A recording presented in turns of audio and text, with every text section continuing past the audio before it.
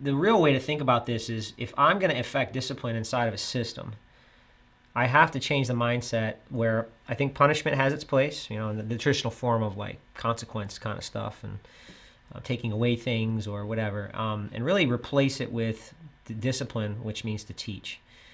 The root word is to disciple, and the idea is to increase future behavior. So it's really the opposite of what punishment is. You're trying to increase future behavior, not decrease future behavior. You might or might not know that as it relates to academics and discipline, or academics and trauma, academics and behavior, you cannot really be effective at teaching when a child is in a survival brain kind of orientation. Survival brain is the limbic brain. They call it there's different words for it. It's like the lizard brain.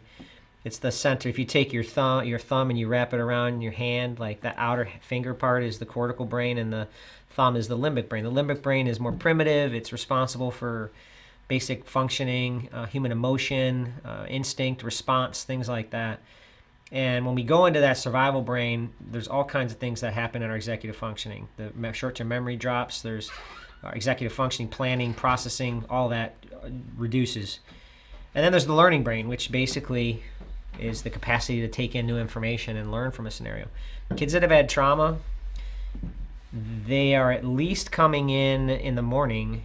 They are at least coming in the morning with some element of survival brain. And one of the tricks to doing all this is being able to move them to that learning component.